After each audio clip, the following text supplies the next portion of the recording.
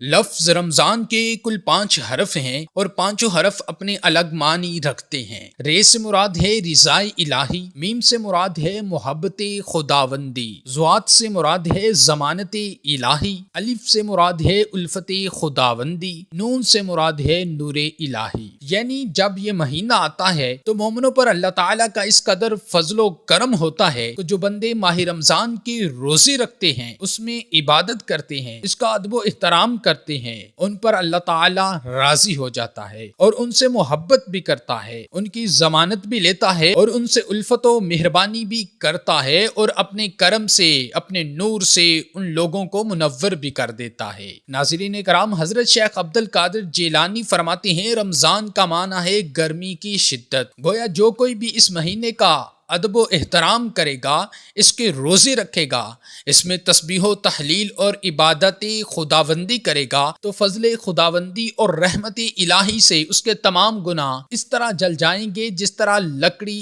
آگ میں، اور وہ گناہوں سے پاک و صاف ہو جائے گا۔ یہ صبر کا مہینہ ہے اور صبر کا ثواب جنت ہے۔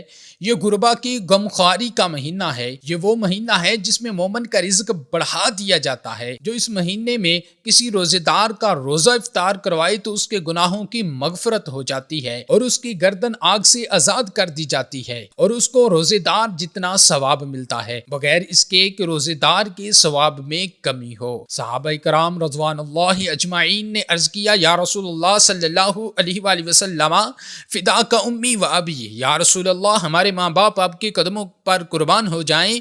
یا رسول اللہ ہم میں سے ہر شخص وہ نہیں پاتا، یعنی اتنی طاقت نہیں رکھتا کہ روزے دار کا روزہ افطار کروائے۔ تو امام الانبیاء علیہ الصلوۃ والسلام نے فرمایا کہ اللہ تعالیٰ یہ ثواب اس کو بھی دے گا جو روزے دار کو ایک گھونٹ دودھ یا ایک کھجور یا ایک گھونٹ پانی سے افطار کروائے۔ جو روزے دار کو پیٹ بھر کر پلائے یا کھلائے، اسے اللہ تعالیٰ میرے حوض سے وہ پانی پلائے گا جس سے کبھی پیاسا نہ ہوگا حتیٰ کہ جنت میں داخل ہو جائے گا۔